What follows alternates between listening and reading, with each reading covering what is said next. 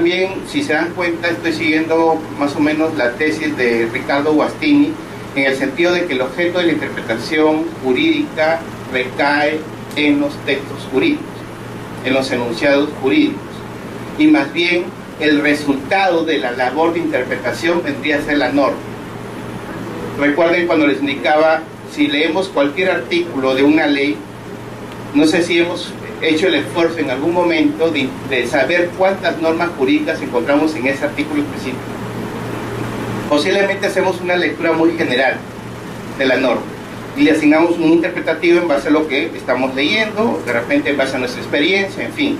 Pero de repente nunca nos hemos puesto a analizar cuántas normas jurídicas, cuántos supuestos de hecho a las cuales se les puede asignar una consecuencia jurídica encontramos en ese texto.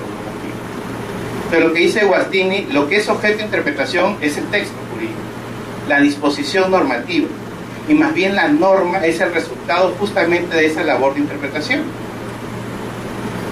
Esa norma concreta, que es producto en este caso de la labor de interpretación, va a ser la que voy a utilizar para resolver un caso concreto.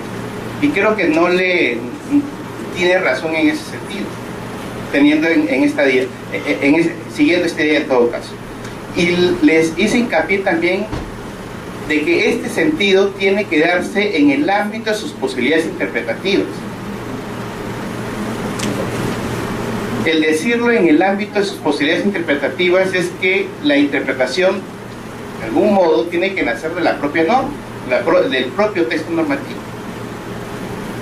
Y hasta donde me permita, de acuerdo a los criterios y métodos de interpretación que utilice, asignarle un sentido interpretativo a la misma.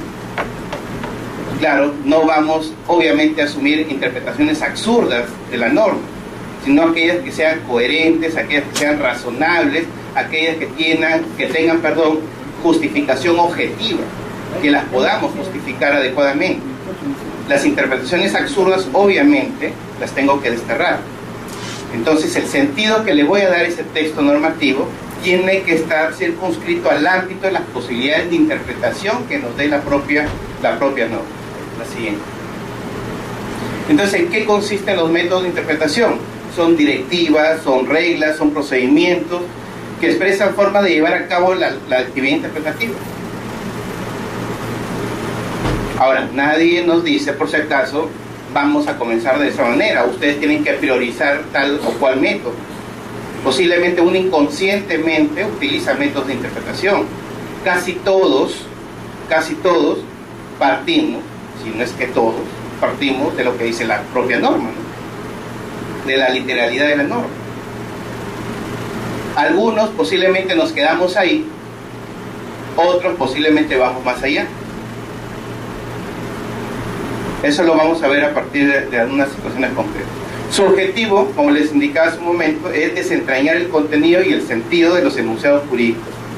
Ahí tengo que formular una interpretación, y lo que les hacía hincapié mucho en la sesión anterior es la justificación. Recuerden que en el derecho no hay verdades absolutas, depende de lo que yo diga y cómo lo fundamento. Les hacía hincapié mucho en las decisiones judiciales. Por ejemplo, la puerta de entrada siempre es la motivación.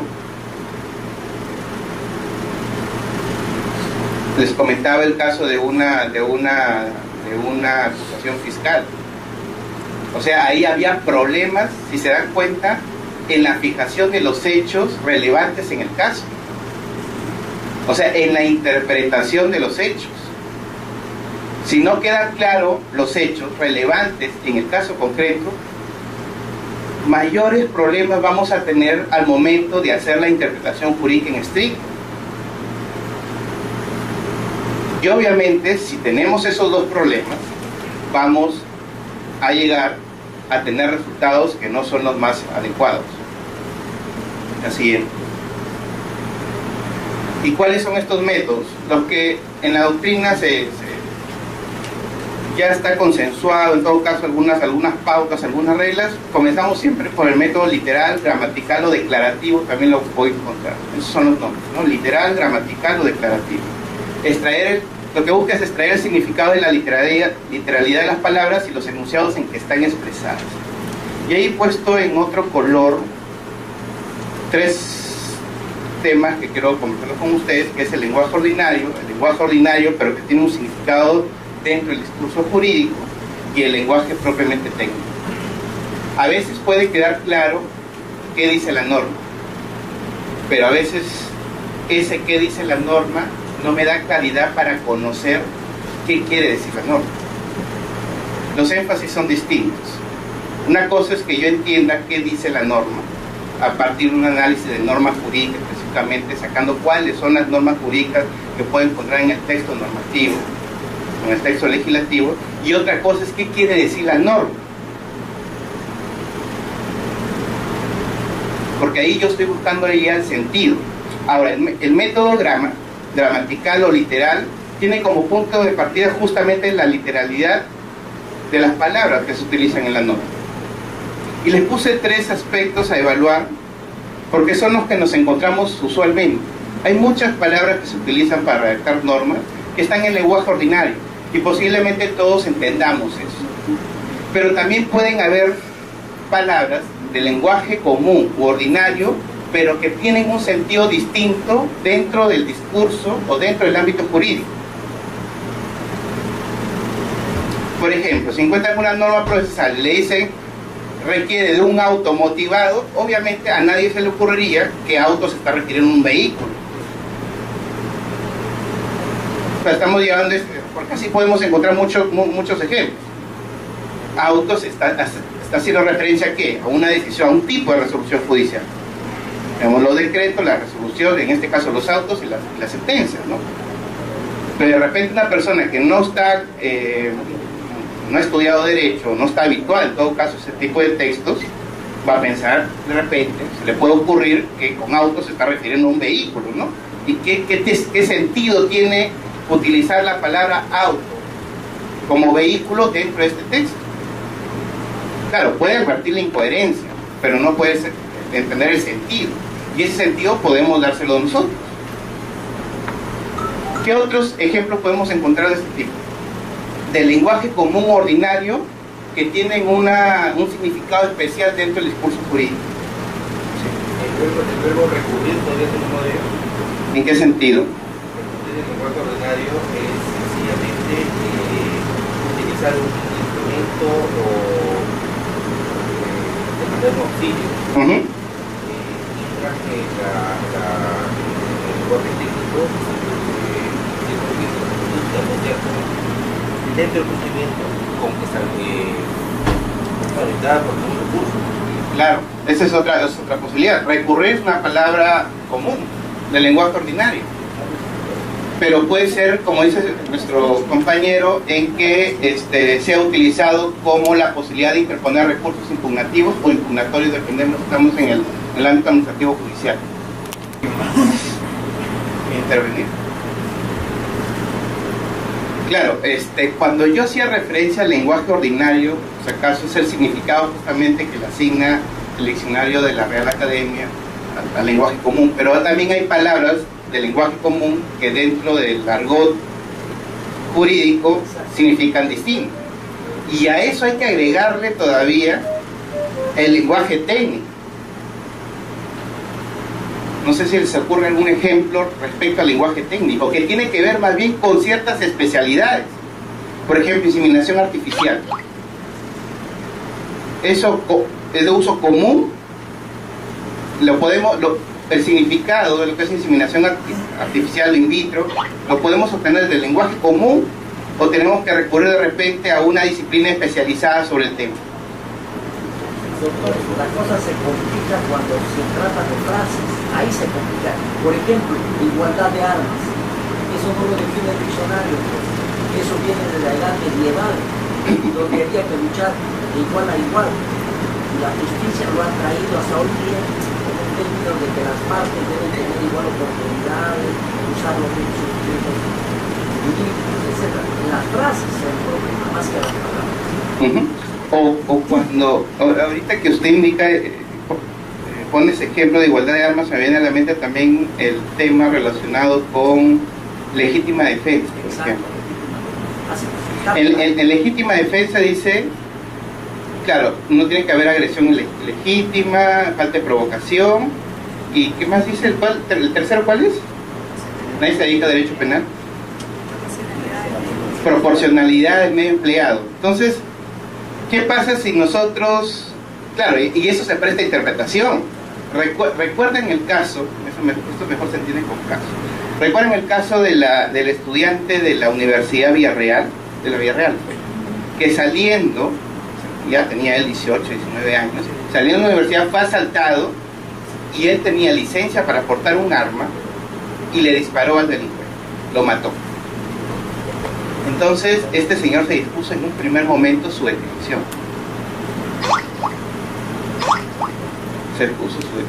Pero ahí comenzó la discusión sobre el tema de la legítima defensa, pero eso lo hizo en legítima defensa porque es que el señor tiene que estar detenido. Claro, la investigación nos va a ayudar a determinar si en ese caso concreto hubo legítima defensa, si se cumplieron en este caso los 3 elementos que exige el Código Penal. Recuerden que para que sea una causa de justificación tienen que estar los 3, y si no está uno de ellos es una eximente incompleta. Lo utilizo más bien para reducir la pena, ¿no? Para ir reduciendo la pena, no para justificar su acción típica. Entonces entró la discusión sobre la proporcionalidad y mediáticamente se discutió sobre el tema de la proporcionalidad del medio empleado. Algunos pensaban que de repente no están asociados no solamente a la interpretación, sino al derecho penal. Los periodistas, en fin, llegaban a afirmar de que tenía que ser, pues, para que sea proporcionalidad del medio empleado, el delincuente también tuvo que haber agredido con pistola.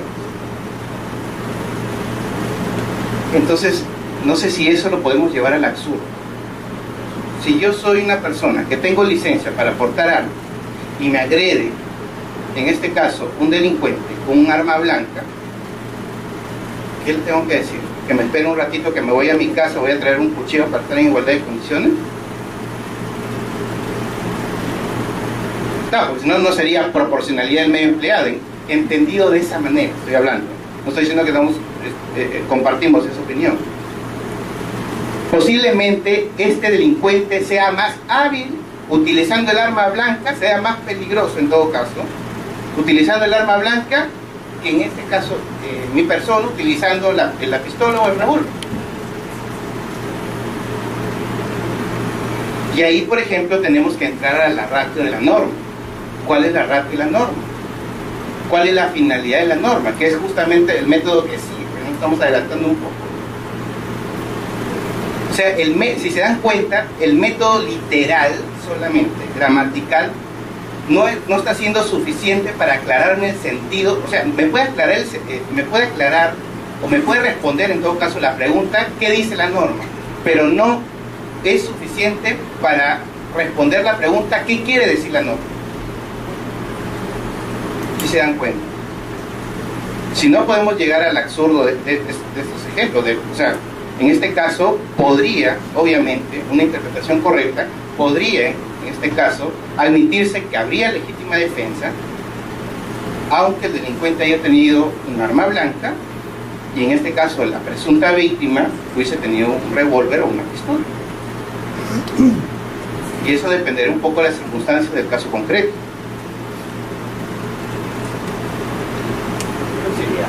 Solamente estaba haciendo referencia un poco al tema de la rigurosidad, porque no tiene mucho sentido también solamente recopilar sentencias sobre un determinado tema, sino más bien organizar los criterios. De ahí podemos hablar al final sobre el tema de la vinculatoriedad, qué tanto pesa, si son vinculantes, no son vinculantes. Posiblemente hay muchas decisiones que no nos gusten, pero que de repente en lo formal tenemos que cumplir. Para eso tenemos un derecho de análisis y crítica de las resoluciones judiciales. Además, los jueces en base a su autonomía podrían apartarse. Pero ¿saben cuál es el problema? Que cuando uno se aparta de algo, exige un doble grado de motivación. Primero, ¿por qué se está apartando? Si es que estamos hablando que el criterio es aplicable. Pues si no es aplicable no tiene sentido entrar al tema. Si el criterio es aplicable y hay una decisión que tengo que tomarla en cuenta, no la tengo que obviar, el juez, pongamos, hablo de juez porque normalmente es el juez que interpreta y aplica, ¿no? A veces nosotros, los que se dedican a escribir, posiblemente acá hay muchas personas que escriben hacemos una interpretación casi en abstracto, no aplicada a casos específicos. Pero les comentaba este tema de la asignación del sentido interpretativo, que sí es necesario tomarlo en cuenta para no llegar a resultados que puedan tener dificultades, nos pueden traer dificultades posteriormente. Entonces, en el método literal, gramatical o declarativo, toma en cuenta la literalidad de las palabras, de los enunciados que son objeto de interpretación, pero sí hay que tener en cuenta lo que nos dice el lenguaje ordinario, palabras que se utilizan en el lenguaje ordinario pero que tienen un significado especial en el ámbito jurídico, y además el tema del lenguaje técnico. Aquí algunas ideas fuerzas en relación con el método gramatical. Sin duda es el punto de partida y lo primero que uno hace. ¿Quién no parte del método gramatical o literal? ¿Eso nos convierte en tecnicistas solamente? No, es el punto de partida. Es la norma. Es lo que obliga en principio. Es a lo que debo darle sentido. Entonces es el punto de partida. Es el punto de partida, lo primero que uno hace en lo práctico es eso. Permite conocer qué dice y de qué trata la norma objeto de interpretación. Por eso les decía hace un momento, en oportunidades solamente podemos llegar al qué dice, pero no al qué quiere decir la norma. El qué dice puede quedar claro a partir de este método, pero no necesariamente el qué quiere decir, que son dos preguntas que tenemos que contestar. Es importante diferenciar el texto legal de la norma jurídica.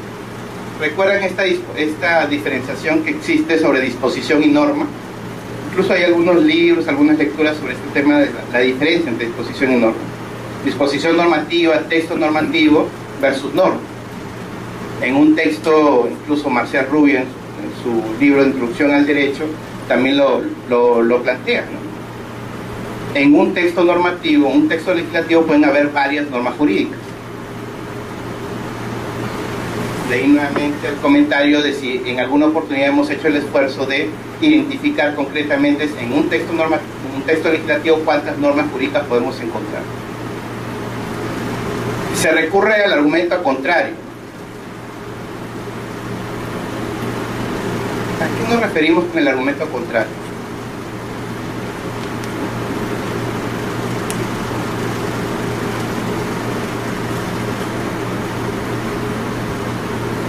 Y ahí hay un punto importante, la correspondencia entre la intención del legislador y el texto normativo. Lo que ha querido decir el legislador está en la norma, y lo que no ha dicho justamente es lo que no quiere decir, por tanto está prohibido.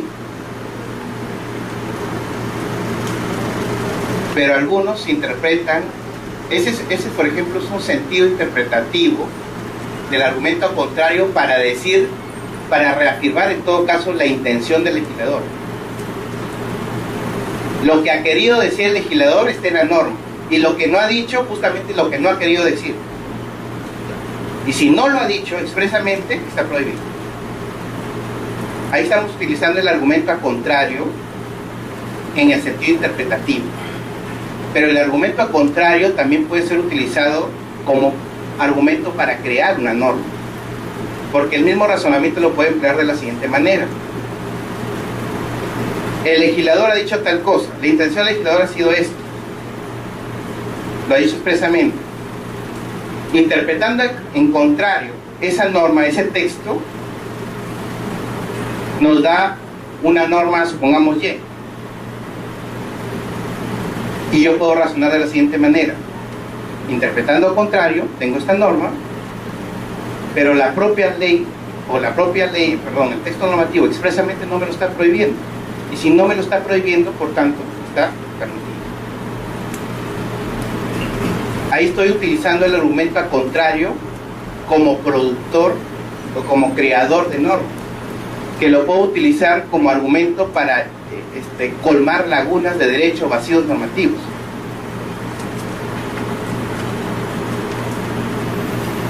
Les pongo otro ejemplo. Bueno, eso es una explicación. El ejemplo puede ser de esta manera. Les comenté en la primera clase sobre el control difuso. Yo podría, estoy planteando con hipótesis, no estoy afirmando. Yo podría decir que la disposición que la Constitución reconoce sobre el control difuso lo hace en la sección del Poder Judicial. Mi primera posibilidad puede ser que diga es solo para el Poder Judicial. Si está ubicada en esa norma, en esa sección y en ese título, es que solo el Poder Judicial puede realizar control difuso. Otra posibilidad es que, si bien es cierto, la norma expresamente señala que pueden hacer control difuso los jueces,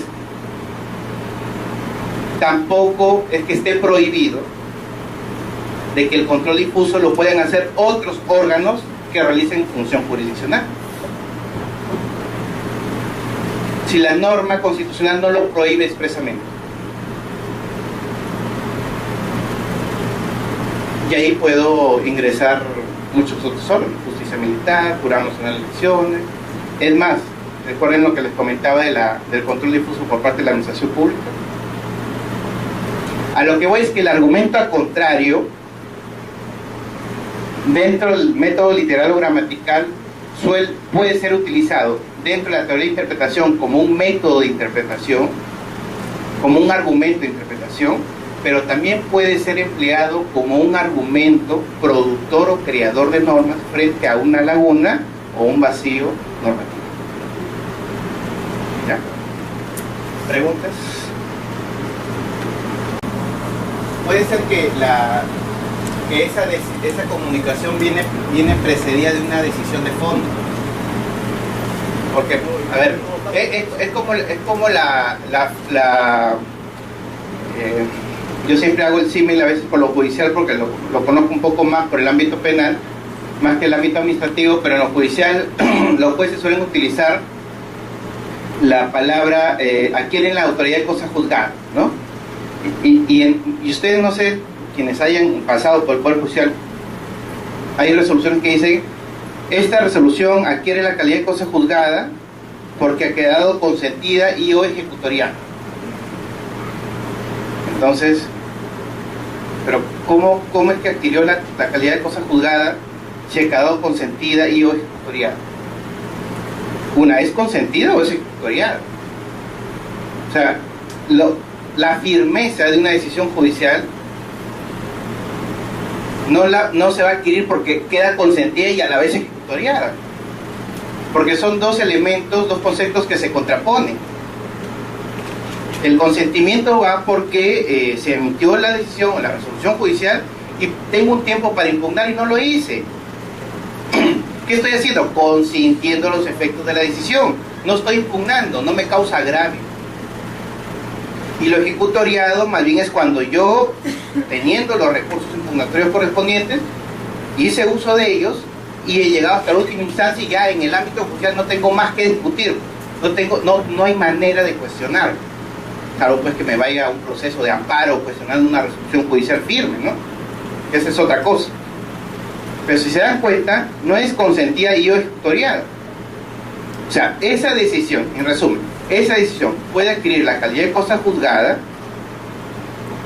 porque quedó consentida o porque quedó ejecutoriada. No es y o. Es uno u otro. Pero normalmente en las resoluciones judiciales se suele poner y o. Tienen que identificar concretamente cómo es que adquiere firmeza esa decisión judicial. Porque pasó el tiempo para impugnar y no lo hice, o porque hice más bien uso de todos los recursos correspondientes para revertir los efectos de la decisión que me causa agravio, pero no he logrado mi cometido, mi propósito.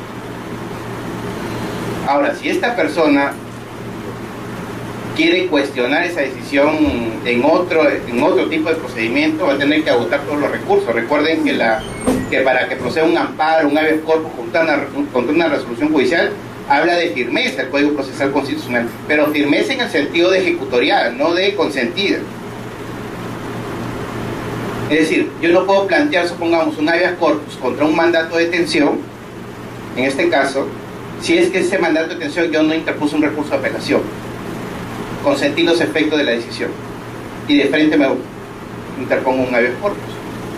Sino más bien que esa decisión, ese mandato de detención, ha sido impugnado. Lo han ratificado, yo considero que me causa agravio, y como ya no hay otra alternativa para cuestionar esa decisión, puedo plantear un habeas corpus, porque considero que esa decisión sí está afectando mi libertad individual o mi libertad personal. Entonces, eso haciendo el símil con las decisiones administrativas, ahí ya no hablan de cosa juzgada, sino de cosa decidida, va en el mismo sentido, dependiendo si este señor interpuso los recursos correspondientes o agotó todos ellos. Por eso le digo, posiblemente esa comunicación simplemente sea una mera formalidad, y hay una decisión de fondo, un acto administrativo de fondo que decide la situación concreta, y ya se pasó el plazo correspondiente para impugnar. Y lo que le están diciendo, ¿sabes qué? Por si acaso ya se te pasó el plazo, esta decisión ya quedó firme.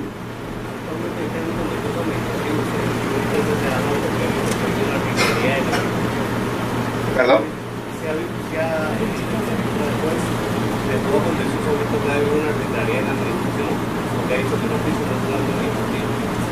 Claro, y por si acaso les comento que hay que interpretar, lo que pasa es que la exigencia de formalidades no pueden entorpecer, por ejemplo, en este caso, la tutela judicial efectiva.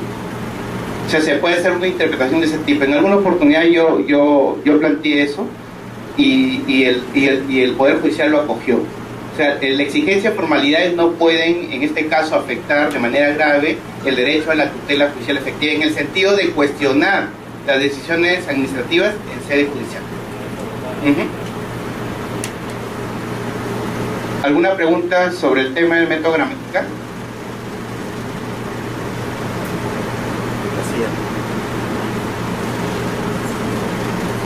El método lógico también lo van a encontrar como el método lógico, ratio legis o teleológico.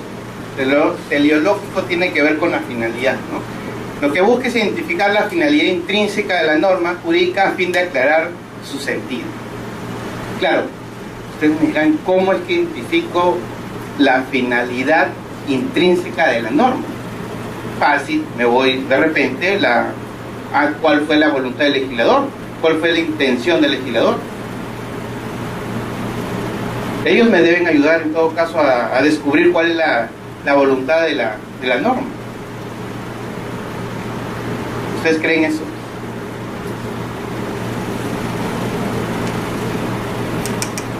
Les puse un ejemplo al final que dice prohibido fumar en lugares públicos. Tenemos una ley en ese sentido, ¿no? Que prohíbe fumar en lugares públicos. Si ustedes lo leen es fácil, ¿no? Está prohibido fumar en lugares públicos. Yo me pregunto, ¿qué es lugares públicos?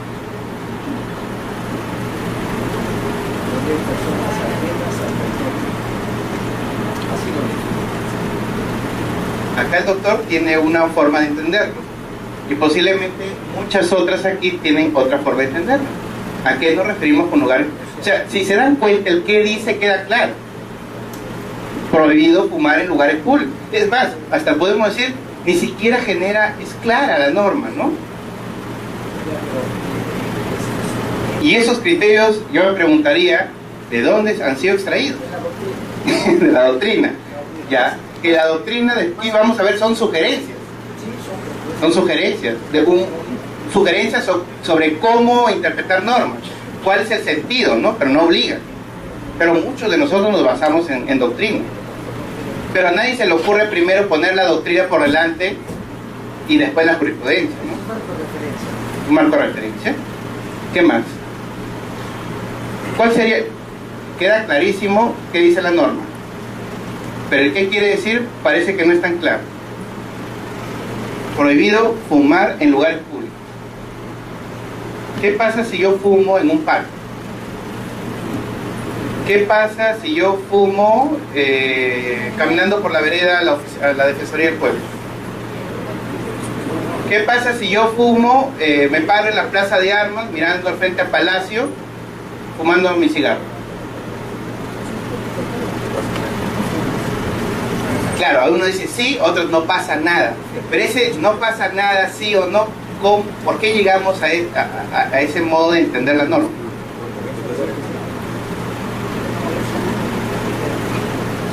Uno piensa que sitio público es un sitio cerrado con gente.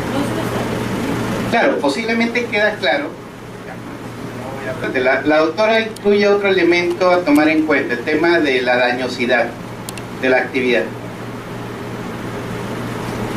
¿Qué estoy haciendo? Fumando. Pero si con ese acto de fumar estoy dañando a personas que están a mi alrededor, queda claro si aplico la norma aquí.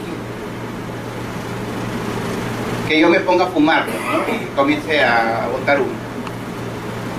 Pero no queda tan claro en los ejemplos de ir a un restaurante, posiblemente el restaurante sí, pero a la plaza de armas, a un parque, el parque puede decir no, pero hay niños.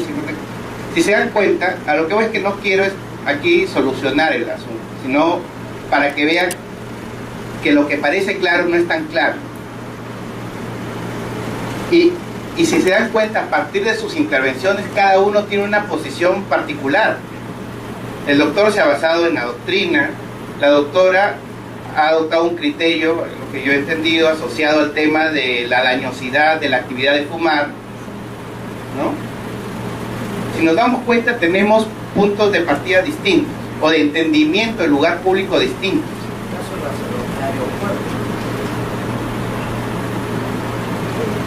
Ahora, lugares públicos puedo decir que solamente son aquellos ubicados en entidades públicas.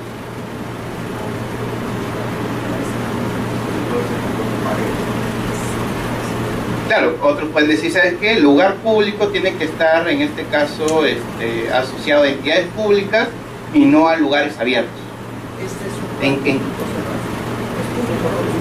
público cerrado. Es público. Claro, pero posiblemente acá nos queda claro. O sea, el supuesto de hecho parece claro, pero ya no es tan claro cuando nos ponemos en otras circunstancias. Esa aparente claridad dependerá, en este caso, del supuesto de hecho. La idea del ejemplo no era para dar solución ahorita, porque no nos lleva mucho tiempo y tenemos que conciliar también muchos criterios que se están dando, pero lo que yo sí quería dejar sentado es que lo que aparentemente es claro no está claro, pese a que no hay ningún lenguaje técnico, es lenguaje común, ¿no? Casi es lenguaje común, ¿no? Imagínense una situación donde hay lenguaje técnico o una situación donde se utiliza un lenguaje común pero que tiene un contexto, un significado distinto en el discurso jurídico. Y lo que también he obtenido la finalidad de esto es que salgan varias posiciones interpretativas. Y va a depender de cada uno hacerlas lo más razonable posible en la medida que lo justifiquen adecuadamente. Entonces hay que pasar, bueno, yo considero que es así, a decir la norma debe ser interpretada de esta manera por la siguiente razón. Hay que tratar de darle objetividad a la interpretación. O sea, si se dan cuenta, no es un simple capricho, sino más bien adoptar una posición razonable y que tenga, en este caso, buena justificación, o que tenga razones que la sustenten. Entonces el método lógico justamente está orientado a identificar la voluntad. Dice, no consiste en identificar la voluntad del legislador, porque todos piensan que cuando uno trata de encontrar la finalidad de la ley, o por qué se dio la norma, estamos buscando la intención del legislador histórico. Entonces, para encontrar la finalidad de la ley o la voluntad legis, no voy a ir pues a los antecedentes, por qué se dio, no los debates, todo eso, sino debe partir de la propia norma. ¿Por qué fue dictada esta norma? Acá el doctor hacía un esfuerzo interpretativo en el sentido de decir, ¿para qué está la norma? ¿Qué es lo que busca? Es un método le hemos puesto ahí es un método elástico y ambiguo, por lo que es necesaria una suficiente justificación de esta opción. Tan ambiguo es y elástico que hemos tenido varias opiniones al respecto. Unas desde el punto de vista de la doctrina, otros donde se adopta un criterio de la dañosidad de la actividad de fumar, otros indicando para qué vamos a ir de repente a discutir mucho el término lugares públicos cuando la finalidad de la norma está por este lado, ¿no? Todas ellas muy respetables, para las cuales le tenemos que dotar de objetividad, y le dotamos de objetividad con razones. La siguiente. Ya. El método sistemático, lo que consiste en identificar su significado teniendo en cuenta su pertenencia a un determinado grupo o contexto normativo. Deben, y aquí sí es importante esa lectura que les he dado también de... No es lectura, es una sentencia tribunal sobre el sistema de fuentes. Se supone que ustedes, y eso siempre se dice, que el ordenamiento jurídico debe ser pleno, la característica de plenitud, debe ser coherente, contradictorio, y si en principio encontramos contradicción hay que buscar conciliar, justamente buscar una opción interpretativa que concilie y que evite esa contradicción. No sé si ustedes en la interpretación constitucional han escuchado este principio de unidad de la Constitución, ¿no? Pueden haber supuestamente disposiciones en la Constitución que parecen contradictorias, pero el intérprete tiene que buscar aquella que más bien armonice las disposiciones de la Constitución. Más o menos ese es el mismo razonamiento. Se tienen en cuenta estas características de plenitud del ordenamiento jurídico, de ser coherente, no contradictorio, y para eso existen principios aplicables, algunos criterios específicos para justamente evitar que esa contradicción se manifieste o solucionar, en todo caso, darle una salida a esa posible contradicción. Se los pongo con un ejemplo que tiene que ver con derechos fundamentales. Si yo en este momento, acá el doctor, me refiero, lo califico, y en esa acción de calificación, obviamente no positiva, sino que estoy insultándolo, en cristiano lo estoy insultando, y él se siente ofendido, él va a considerar que su honor y su buena reputación está por los suelos y que yo estoy afectando, vulnerando su derecho al honor y a la buena reputación. El resto que funcione como jurado, ¿ya? Pero yo también puedo adoptar mi posición. ¿Cuál va a ser mi posición? Que lo que yo he dicho del doctor forma parte de mi libertad de expresión. Yo tengo derecho a expresarme libremente, a decir lo que yo pienso, a expresar mis ideas, y eso es lo que yo pienso del Señor. Aparentemente, no, perdón, más que aparentemente, ya me estoy adelantando. Regularmente decimos, ahí hay un conflicto de derechos, ¿no? Conflicto de derechos entre la libertad de expresión de Alex Rueda y el derecho al honor y la buena reputación del doctor. Si nosotros vamos a la Constitución reconoce mi derecho a la libertad de expresión y de información, pero también reconoce la Constitución el honor y la buena reputación del doctor. Ambos son derechos fundamentales. La salida que en la actualidad se da para la tesis conflictivista de los derechos es que existe en este caso un conflicto y lo que tenemos que hacer es ponderar.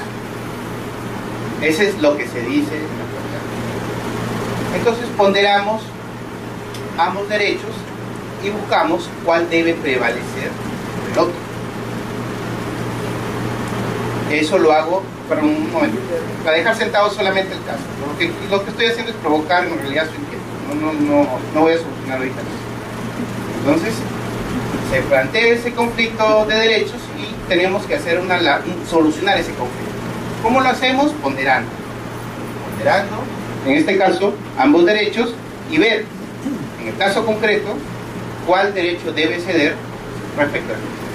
¿Ya? A ver, en base al planteamiento que les hice, en la actualidad, bajo la tesis conflictivista, tendríamos que ponderar. Y al final voy a decir, en esta oportunidad y en este caso concreto, el derecho, supongamos, al honor y la buena reputación va a prevalecer sobre la libertad de expresión, o el derecho a la libertad de expresión va a prevalecer sobre el derecho al honor y la buena reputación. A eso puedo llegar. A eso puedo llegar. El problema de eso es que también ustedes, y esto es importante, por eso es otro tema distinto a la interpretación constitucional, que no la vamos a hacer, pero estoy utilizando un ejemplo de interpretación constitucional para ver este tema, es que hay un principio dentro de la teoría de la interpretación constitucional que es el principio de fuerza normativa de la Constitución. O sea, la Constitución es una norma jurídica, y en la medida que es una norma jurídica puede ser interpretada y aplicada, y toda ella es obligatoria. Si la Constitución tiene fuerza normativa, ¿cómo es que al final, cuando pondero en este caso concreto, voy a decir que la Constitución es menos normativa respecto a la libertad de expresión en relación con el honor y la buena reputación de las personas?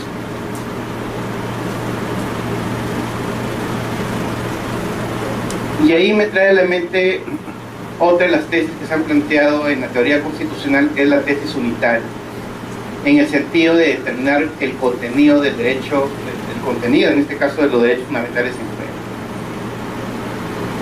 Y ahí tenemos, si nos damos cuenta, y voy a utilizar de insumos muchas de las intervenciones, por eso les decía al comienzo de la sesión anterior, nosotros posiblemente utilizamos criterios sin darnos cuenta, el tema de la racionalidad y todo eso. Yo me pregunto, ¿para qué está la libertad de expresión?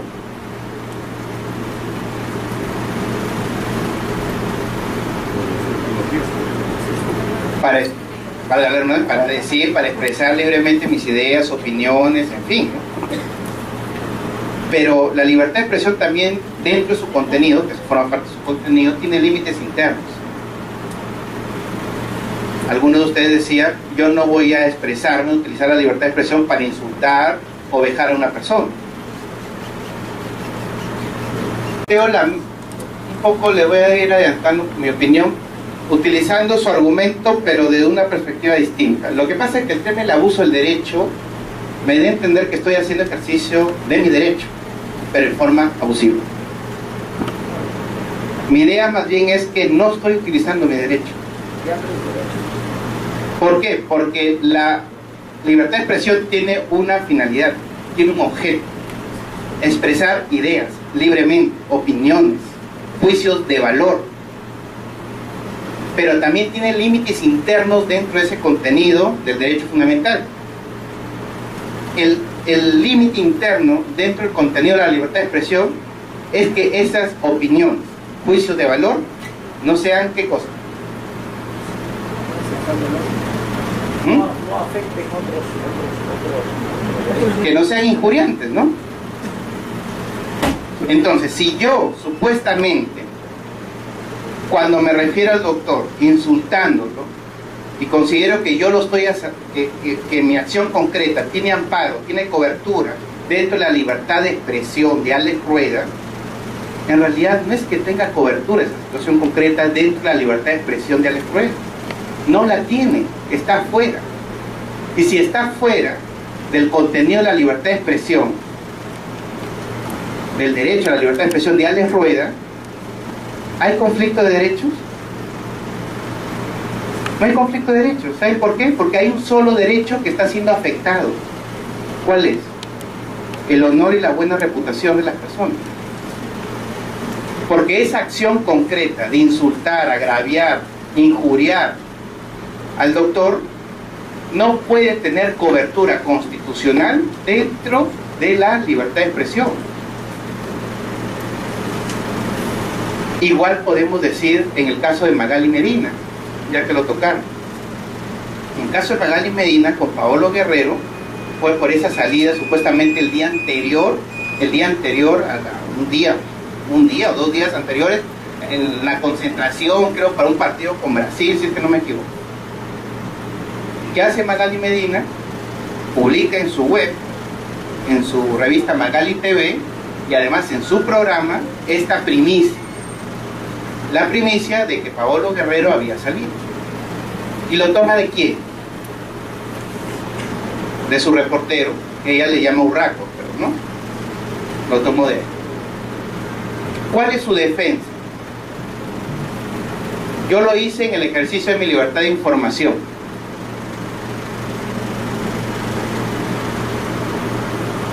Lo hice en el ejercicio de mi libertad de información. Además, alegó el principio de confianza. Yo confío en mis reporteros.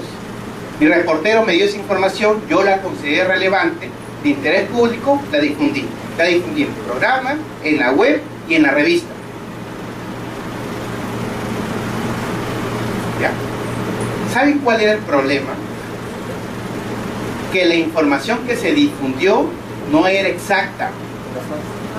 Sí había, no tanto por la relevancia, sino que no era exacta. O sea, los datos, las horas no correspondían. Y Paolo Guerrero sí presentó los vouchers, todos los documentos que sustentaban de que lo que se había dicho no era cierto. Entonces, así como hemos dicho que para la libertad de expresión tiene límites internos, que en este caso las expresiones, los juicios de valor no sean injuriantes, para la libertad de información también puede existir un límite interno. Eso es un ejercicio en este caso de los periodistas. La veracidad de la información que van a difundir, pero no la veracidad en el sentido de certeza, sino de prestar toda la diligencia requerida para verificar que esa información que van a difundir es la que corresponde. En este caso, ella trató de defenderse en la libertad de información y en el principio de confianza, porque ese dato se lo facilitó su reportero. Obviamente fue condenado. Claro, pero para terminar, en el caso concreto, ¿qué se hizo? Ponderación. O sea, podemos llegar, si se dan cuenta, por los dos caminos que les estoy proponiendo, al mismo resultado.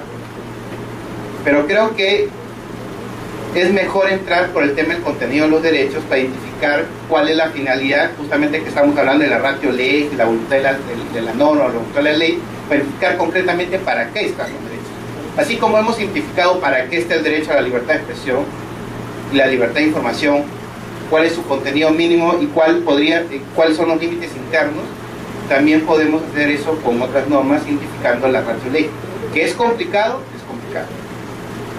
Pero si dan cuenta, hemos llegado al mismo resultado, pero por dos caminos distintos. En lo particular, yo opto por el segundo camino. Pero actualmente siempre utiliza mucho el tema de la ponderación.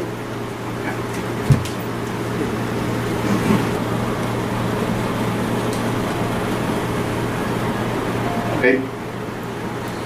Le agradezco por el comentario, y sí es cierto, porque eso tiene que ver con otros métodos de aquí que no los vamos a profundizar, porque tienen que ver con el método sociológico, el histórico, el análisis económico del derecho. Ahora ya hay algunos otros métodos que se han ido incorporando, ¿no? Una perspectiva distinta se tiene desde el análisis económico del derecho en determinados temas, ¿no? Entonces, regresando con el ejemplo, lo que quería llegar era, si se dan cuenta, a tener en cuenta las disposiciones que están relacionadas. Cuando uno interpreta, por ejemplo, derechos, no solamente tome en cuenta la norma en concreto que regula el derecho, sino aquellas otras disposiciones que están relacionadas con esto, ¿no? Y además, solamente ahí estamos hablando de la Constitución, y en la medida que es un derecho también tenemos que considerar qué cosa, los tratados, las decisiones, en este caso de los órganos jurisdiccionales en el ámbito internacional, que requieren ser considerados para ir reforzando, en este caso, la posición que tengamos sobre los alcances de un derecho determinado en un caso concreto también.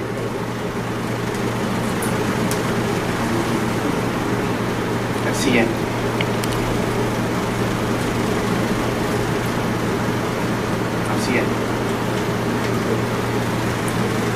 El método histórico, si se dan cuenta, es distinto de lo que estábamos hablando antes con la ratio legis o la voluntad de la ley. No era buscar, en este caso, en la ratio legis, la voluntad del legislador o la intención del legislador, pero en el método histórico, ¿sí? El método histórico, ¿cuál fue? Nos preguntamos cuál fue la intención del legislador. Debe ser, y ahí pongo un comentario que debe ser tomado en cuenta en la tarea interpretativa. ¿A dónde acudimos? Al proyecto de ley, los dictámenes, diario de debates, observaciones del Poder Ejecutivo, porque a veces hay algunas normas son observadas, después se integran y se saca la nueva norma, pero en fin, todo lo que son los antecedentes. Ahora, ¿ustedes creen que podamos encontrar cuál fue la intención del legislador con facilidad? En todo caso, una primera pregunta sería si podemos ubicar. Otra pregunta sería si es razonable o es conveniente, más que razonable, conveniente que atemos el sentido interpretativo de la norma a la intención del legislador.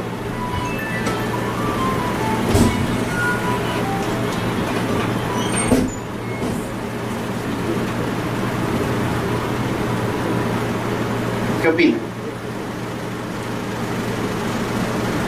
Sin duda, muchos a veces vamos, yo particularmente varias veces he ido a ver qué es lo que quisieron decir, hubo los antecedentes, voy al diario de debates, en la discusión encuentro razones, ¿no?, que me ayudan a fijar un sentido interpretativo. Particularmente para este tema, me acuerdo que en lo de servicio militar acudí al diario de debates. El problema es que en el diario de debates no había mucho, entonces no encontré mucho, pero en otras queda más claro, especialmente en los dictámenes, ¿no? El sorteo, por el sorteo. Pero les planteo esas dos preguntas, ¿no? Una, si es fácil obtener la voluntad del legislador, y otras, si es conveniente atar el sentido interpretativo de la norma a la voluntad o a la intención del legislador.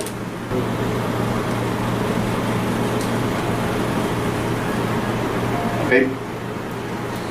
Le agradezco por el comentario, y si es cierto, porque eso tiene que ver con otros métodos de aquí que no los vamos a profundizar, porque tienen que ver con el método sociológico, el histórico, el análisis económico del derecho. Ahora ya hay algunos otros métodos que se han ido incorporando, ¿no? Una perspectiva distinta se tiene desde el análisis económico del derecho en determinados temas, ¿no? Entonces, regresando con el ejemplo, lo que quería llegar era, si se dan cuenta, a tener en cuenta las disposiciones que están relacionadas. Cuando uno interpreta, por ejemplo, derechos, no solamente toma en cuenta la norma en concreto que regula el derecho, sino aquellas otras disposiciones que están relacionadas con esto, ¿no? Y además, solamente ahí estamos hablando de la Constitución, y en la medida que es un derecho también tenemos que considerar qué cosa, los tratados, las decisiones, en este caso de los órganos jurisdiccionales en el ámbito internacional, que requieren ser considerados para ir reforzando, en este caso, la posición que tengamos sobre los alcances de un derecho determinado en un caso concreto también.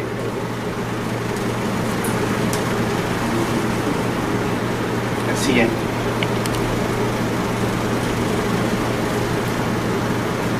El siguiente. El método histórico, si se dan cuenta, es distinto de lo que estábamos hablando antes con la ratio legis o la voluntad de la ley. No era buscar, en este caso, en la ratio legis, la voluntad del legislador o la intención del legislador, pero en el método histórico, ¿sí? El método histórico, ¿cuál fue? Nos preguntamos cuál fue la intención del legislador. Debe ser, y ahí pongo un comentario que debe ser tomado en cuenta en la tarea interpretativa. ¿A dónde acudimos? Al proyecto de ley, los dictámenes, diario de debates, observaciones del Poder Ejecutivo, porque a veces hay algunas normas son observadas, después se integran y se saca la nueva norma, pero en fin, todo lo que son los antecedentes. Ahora, ¿ustedes creen que podamos encontrar cuál fue la intención del legislador con facilidad? En todo caso, una primera pregunta sería si podemos ubicar. Otra pregunta sería si es razonable, o es conveniente, más que razonable, conveniente, que atemos el sentido interpretativo de la norma a la intención del legislador.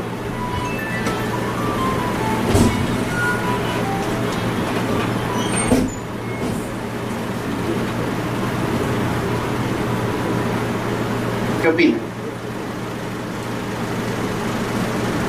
Sin duda, muchos a veces vamos, yo particularmente varias veces he ido a ver qué es lo que quisieron decir, hubo los antecedentes, voy al diario de debates, en la discusión encuentro razones, ¿no?, que me ayudan a fijar un sentido interpretativo.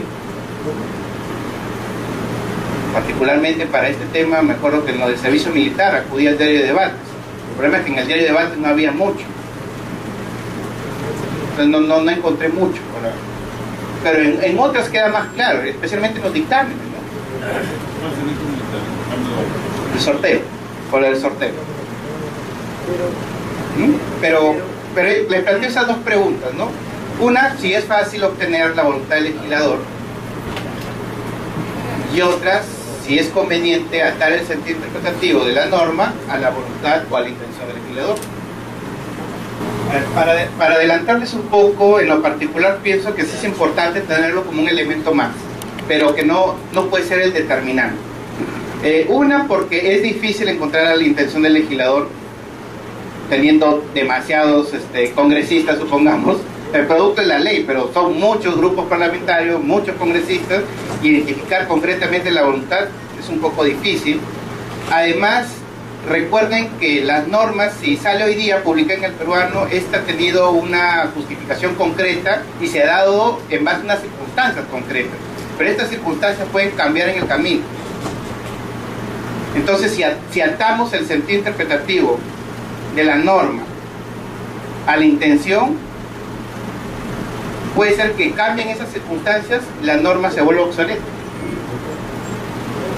¿Ya? Claro, entonces mejor hay que se petrifica al poco tiempo, mejor hay que darle más bien mayor grado de independencia a la norma. Por eso es que ahí he puesto esta idea, recordar que una vez dictada la norma quiere vida propia, darle mayor grado de independencia y que sea interpretada en base a su texto y en base a las circunstancias que se den en el momento que tiene que ser interpretada. Sí. Entonces ahí sí, en lo particular creo que sí lo debemos tomar en cuenta como un criterio adicional, un método adicional, pero no debe ser el determinante, porque si atamos eso, la intención, el sentido a la interpretación del legislador, simplemente al poco tiempo la norma muere, porque van a cambiar las circunstancias. ¿Ya? La siguiente. El tribunal, ¿qué ha dicho al respecto? Una vez que entre en vigencia la norma, esta tiene vida propia, por lo que su interpretación puede e incluso debe encontrarse más allá de cuál haya sido la voluntad del legislador al expedir. Este criterio está previsto en un par de sentencias, en tres sentencias, pero también va en el mismo sentido. La siguiente. Y acá el tribunal dice no es la voluntad de la ley, perdón, no es la voluntad del legislador, sino la voluntad de la ley la que tiene relevancia a efecto de interpretación, ¿no? Entonces aquí como que están también recogido a nivel jurisprudencial este criterio de interpretación. Es más, el tribunal se atreve a decir otras cosas, que si atamos de algún modo el sentido interpretativo de la norma a la voluntad del legislador, podría estarse afectando el principio de independencia y parcialidad de la función jurisdiccional. O sea, lo que obliga, a cualquier intérprete lo que le obliga es el texto de la norma, no lo que quiso decir tal persona, ¿no? La siguiente. Ahí hay una cita de Traseñite, esa lectura se las he pasado también. Dice, el hecho de que el legislador haya creado la ley no le da más derechos sobre ella que el que tiene el padre sobre las expresiones del hijo que ha procreado.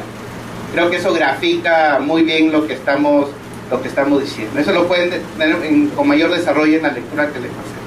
Las circunstancias en las que se dictó la norma van a variar necesariamente. Si la atamos, si la anclamos, la norma de algún modo va a morir, por decirlo entre comillas, al poco tiempo. No va a poder ser aplicada. Más bien debe adaptarse a las circunstancias nuevas. La siguiente.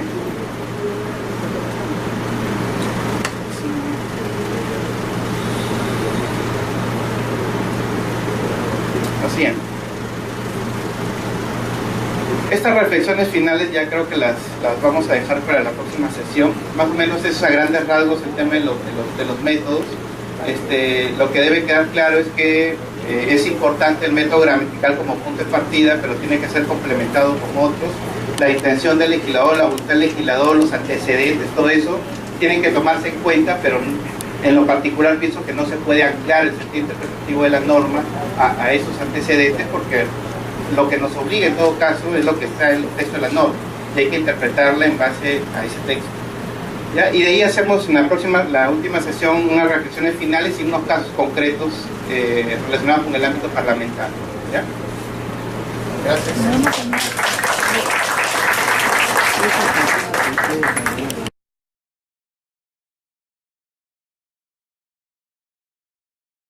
Si no quedan claros los hechos relevantes en el caso concreto, mayores problemas vamos a tener al momento de hacer la interpretación jurídica en estricto.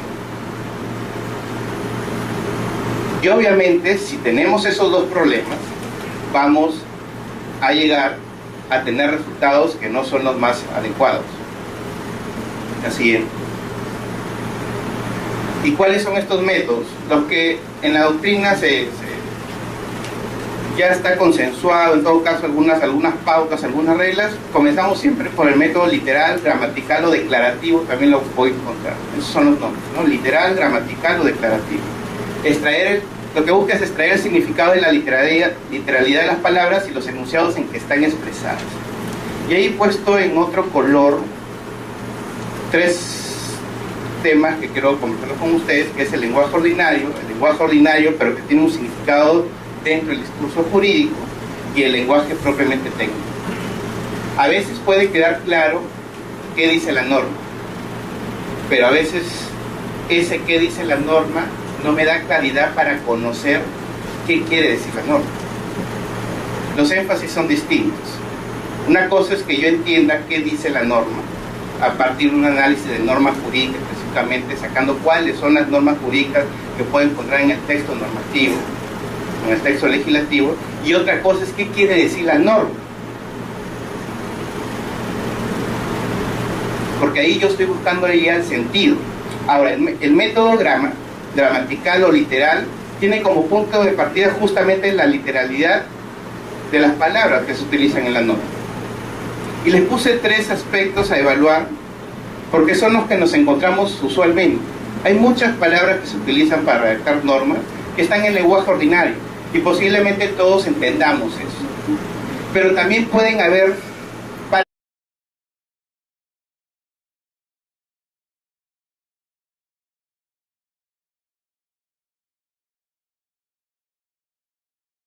también. Si se dan cuenta, estoy siguiendo más o menos la tesis de Ricardo Guastini, en el sentido de que el objeto de la interpretación jurídica recae en los textos jurídicos, en los enunciados jurídicos, y más bien el resultado de la labor de interpretación vendría a ser la norma.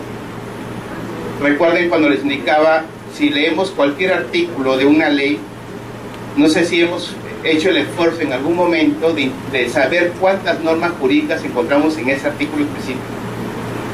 Posiblemente hacemos una lectura muy general de la norma y le asignamos un interpretativo en base a lo que estamos leyendo, de repente en base a nuestra experiencia, en fin. Pero de repente nunca nos hemos puesto a analizar cuántas normas jurídicas, cuántos supuestos de hechos a las cuales se les puede asignar una consecuencia jurídica encontramos en ese texto. Pero lo que dice Guastini, lo que es objeto de interpretación es el texto jurídico, la disposición normativa, y más bien la norma es el resultado justamente de esa labor de interpretación. Esa norma concreta, que es producto en este caso de la labor de interpretación, va a ser la que voy a utilizar para resolver un caso concreto. Y creo que no le tiene razón en ese sentido, teniendo siguiendo esta idea en todo caso. Y les hice hincapié también de que este sentido tiene que darse en el ámbito de sus posibilidades interpretativas.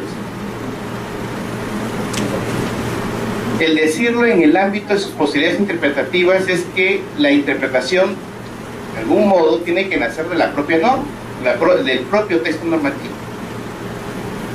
y hasta donde me permita, de acuerdo a los criterios y métodos de interpretación que utilice, asignar un sentido interpretativo a la misma. Claro, no vamos obviamente a asumir interpretaciones absurdas de la norma, sino aquellas que sean coherentes, aquellas que sean razonables, aquellas que tengan justificación objetiva, que las podamos justificar adecuadamente. Las interpretaciones absurdas obviamente las tengo que desterrar. Entonces el sentido que le voy a dar a ese texto normativo tiene que estar circunscrito al ámbito de las posibilidades de interpretación que nos dé la propia norma. La siguiente. Entonces, ¿en qué consisten los métodos de interpretación? Son directivas, son reglas, son procedimientos que expresan formas de llevar a cabo la actividad interpretativa. Ahora, nadie nos dice, por si acaso, vamos a comenzar de esa manera. Ustedes tienen que priorizar tal o cual método. Posiblemente uno inconscientemente utiliza métodos de interpretación.